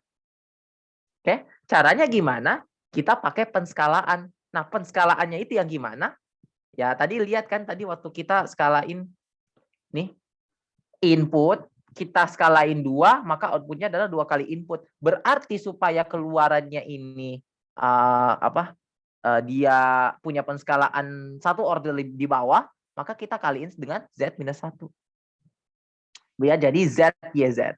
Terus kalau misalnya kita mau hilangin Z, kali lagi dengan skala Z pangkat minus 1. Dia bakal jadi YZ. Oke?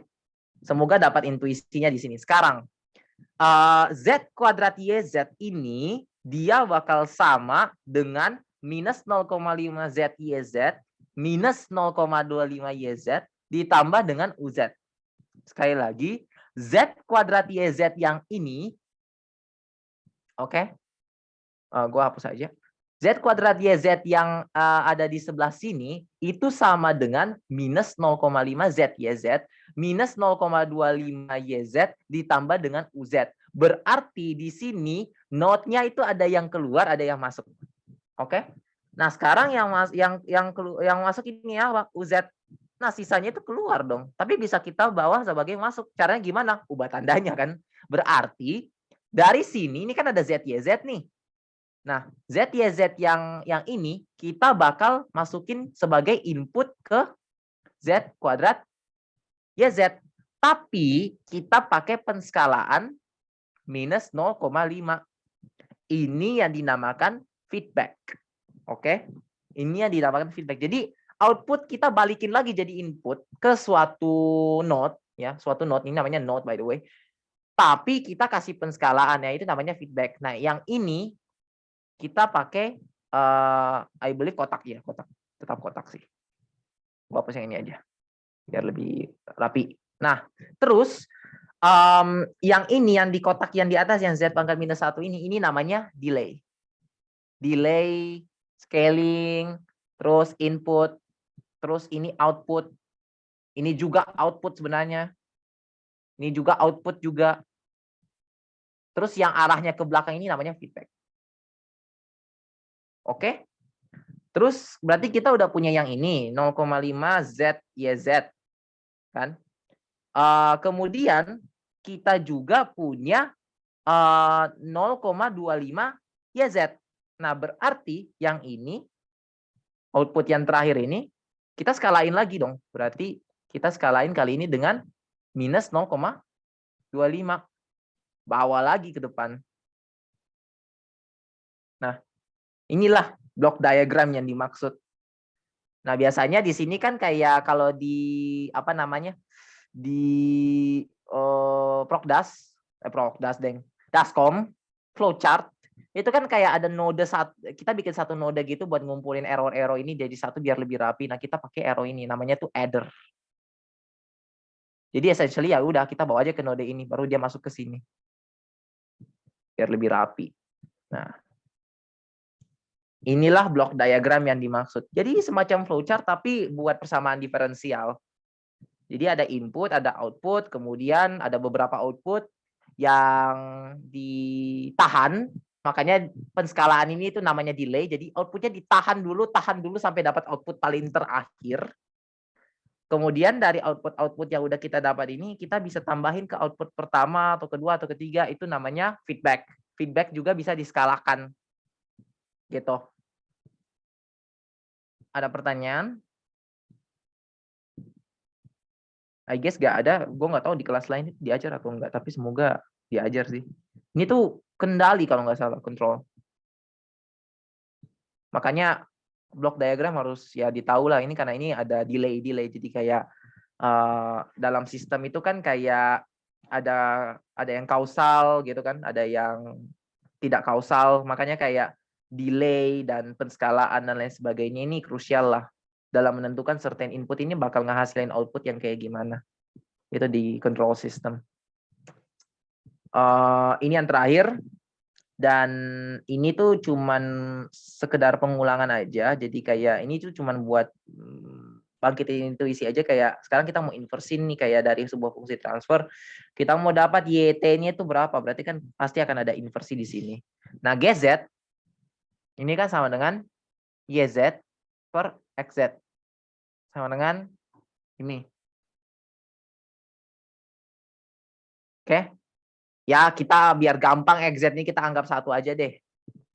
Berarti langsung aja nih. YZ sama dengan Z kuadrat minus 3Z plus 3 dibagi dengan Z kuadrat. Oke. Sekarang kita mau bikin pecahan parsial lah. Maksudnya kayak kalau kita misalnya ubah penyebutnya itu kan nggak bisa kita nggak bisa dapat solusi real ya. Pasti akan ada jadi solusi imajiner. Maka jika kita pindahin pangkatnya ini ke bawah, jadi ini ya Z per Z. Ya. Ini tuh sama aja penyebutnya kita ubah jadi ini bakal panjang banget. Z minus 3 minus J akar 3 per 2. Jadi Z per ya. Terus Z minus 3 tambah J akar 3 per 2. Ya. Kalau bentuknya udah kayak gini ya udahlah udah siap-siap aja nih udah kompleks banget. Nah, sekarang kita nyari happy side-nya. Berarti ini A per anggap aja ini apa ya? X1, anggap aja ini X2. A per X1 tambah B per X2. Nah, heavy side seperti biasa. Berarti ya A sama dengan X1 YZ per Z, evaluasi saat Z sama dengan pada tuh X1. Z sama dengan yang ini ya. Berarti pembuat dol dari ini. Berarti kan 3 minus J akar 3 per 2. Nanti kita dapat, dan bentuknya ini extremely complex, 3 minus J akar 3 per J2 akar 3. Oke. Terus yang B, nanti kita bakal ya X2, YZ per Z. Dievaluasi saat Z sama dengan 3 tambah J akar 3 per 2. Nanti kita bakal dapat bentuknya jadi 3 tambah J akar 3 per 2 J2 akar 3. Oke, udah kompleks kan? Nah, sekarang kita balikin lagi ke bentuk YZ seperti biasa. Jadi nanti bakal dapat YZ-nya ini sama dengan 3 minus ya. Minus 3 minus J akar 3 per J2 akar 3. Kita kali dengan, ini di bawah dulu, gue tulis duluan. Ini Z, oke. Terus kita tambah dengan kebalikannya, 3 tambah J akar 3 per J2 akar 3. Kemudian kita kali lagi dengan Z minus 3 tambah J akar 3 per 2. Oke. Nah, tibalah saatnya kita harus bisa simplifikasi fungsi ini supaya kita dapat YK-nya ini sebenarnya berapa. Jadi langkah pertama kita langsung aja inverse dari apa yang kita punya karena kita udah punya pegangan rumus yang tadi itu. Rumus yang nomor 3. Oke. Jadi dari sini ketika kita cari YK-nya, oke, ini agak kompleks jadi kita bikinnya pelan-pelan aja. Ketika kita bikin YK-nya, terus gue simplifikasi yang ini sama yang ini. Oke, jadi ini bakal ya gue bagi layaknya pembagian bilangan kompleks seperti biasa. Itu bakal jadi, dan ketika gue inverse ya, itu bakal jadi 1 tambah J akar 3 per 2 dikali dengan 3 minus J akar 3 per 2. Oke. Dipangkatkan K. Terus kita tambah dengan 1 minus J akar 3 per 2 dikali dengan 3 tambah J akar 3 per 2 dikali dengan K. Dipangkatkan dengan K. Oke. Sekarang gimana caranya kita simplifikasi YK itu? Nah, caranya itu pertama kita coba mainin yang ada di sini. Oke. Caranya gimana? Kita pakai sifat kalau misalnya A kali B dipangkatkan K itu sama dengan A pangkat K dikali B pangkat K. Oke. Sekarang apa yang bisa kita kayak istilahnya apa yang bisa kita keluarin dari situ? Nah, intuisi kita yang paling yang paling make sense di sini sebenarnya adalah agar supaya kita ubah ini jadi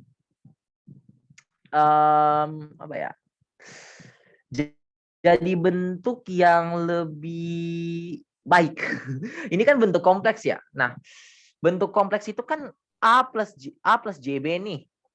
A plus JB.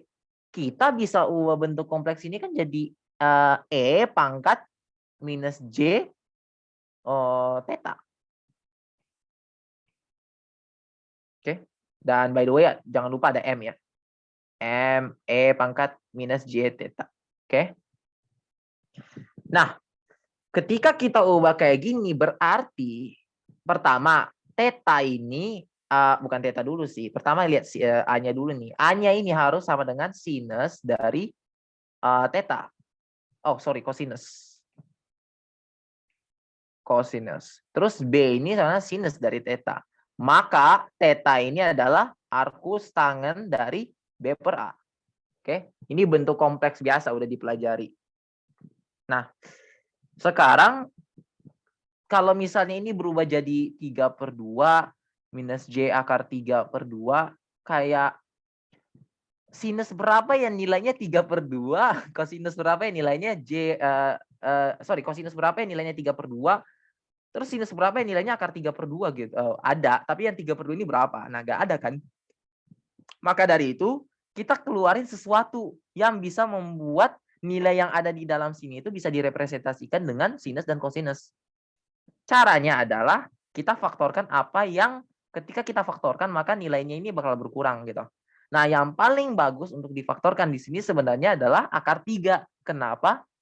Karena istilahnya ini kan 3 ya. 3 ini kan kuadrat dari akar 3. Berarti kalau kita keluarin akar 3 ini bentuknya bisa lebih sederhana. Nah, ketika kita keluarin akar 3, jadi 3 per 2 kurang J akar 3 per 2. Sekarang nih, kita keluarin akar 3. Ketika akar 3 ini keluar, maka di sini kehapus. Jadi 1 per akar 2. Kemudian ketika akar 3 ini keluar juga, di sini jadi 2, penyebutnya jadi 2 akar 3. Oke? 3 per akar 3, ketika kita rasionalkan, maka dia jadi akar 3. Oke? Nah, berarti kalau kita keluarin akar 3, dia jadi kayak gini. Nah, maka dari itu, karena bentuknya ini lebih bagus, lebih baik, maka YK ini berubah jadi kita taruh tetap kita taruh 1 tambah J akar 3 per 2. Kita kali sekarang dengan akar 3 dipangkatkan K. Kita kali lagi dengan yang baru. Akar 3 minus J per 2 dipangkatkan K. Nah, yang kanan juga sama harusnya. Berarti kita tambah kali ini dengan 1 minus J akar 3 per 2 dikali akar 3 dipangkatkan K. Terus kita kali lagi dengan akar 3 plus J per 2 dipangkatkan K. Oke, sekarang sampai di sini. Kita lihat kalau yang ada pangkat K ini, jadi kan akar 3 minus J per 2 nih. Ini kan sama dengan akar 3 per 2 minus J per 2. Oke, J atau jangan gini. Kita tulis aja J dikali 1 per 2 biar lebih kelihatan. Nah, sekarang tadi kan bentuknya itu kan berarti kan kosinus theta tambah J sinus theta. Kosinus berapa yang nilainya akar 3 per 2?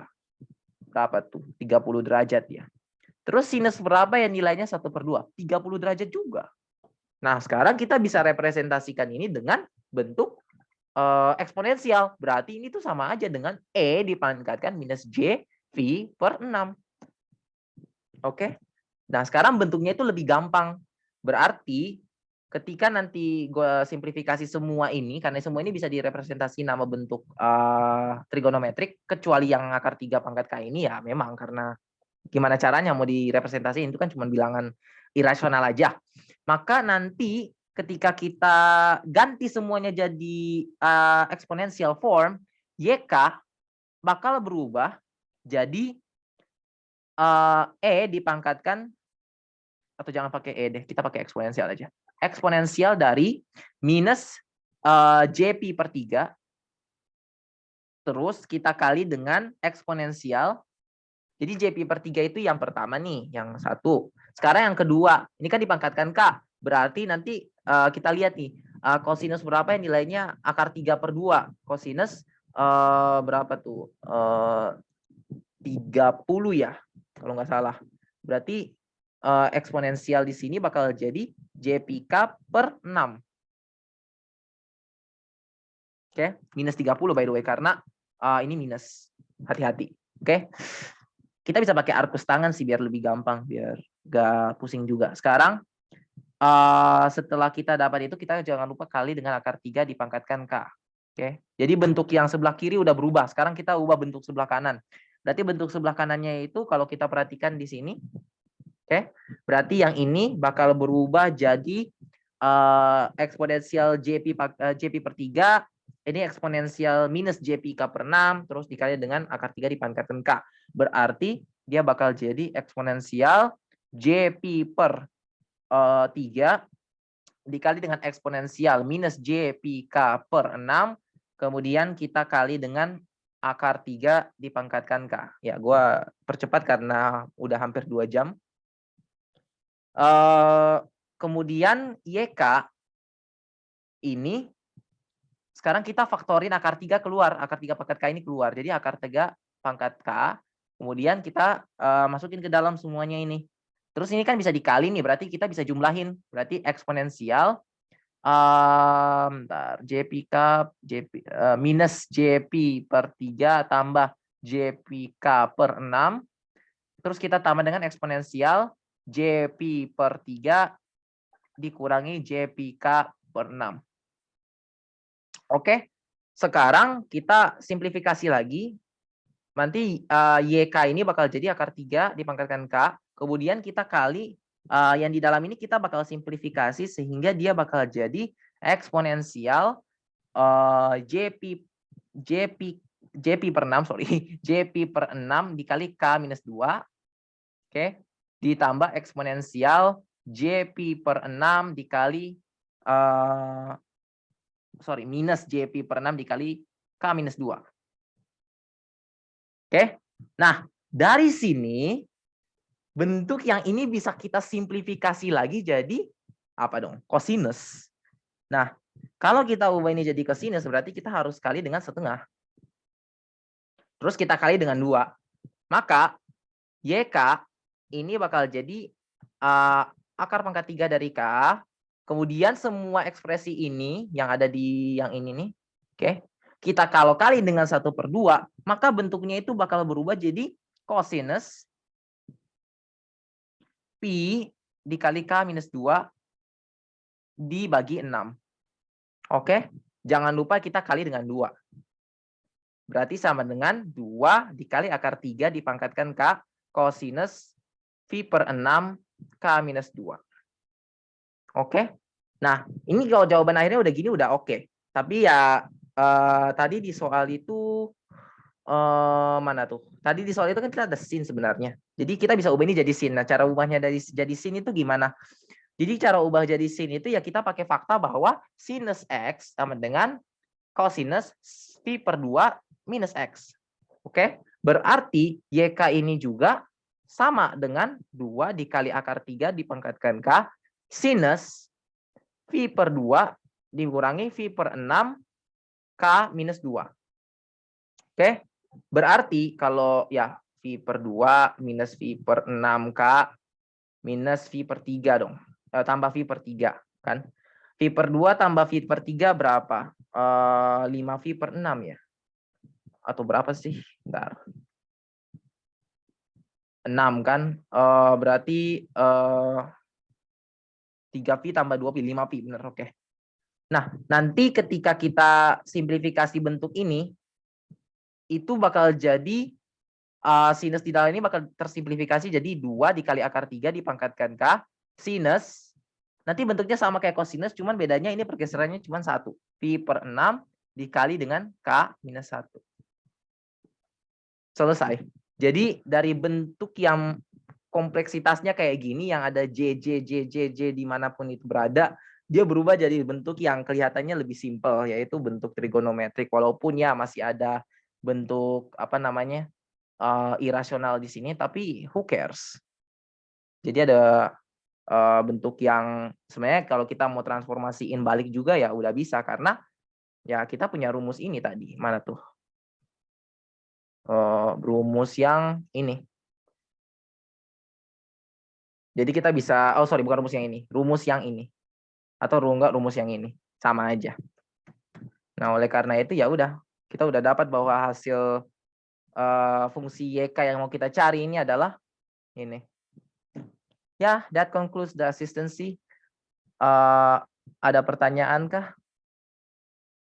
Kalau misalnya di diktat ada yang bingung atau apa, bilang aja, chat aja. Kalau gue ada waktu, gue bakal coba balas.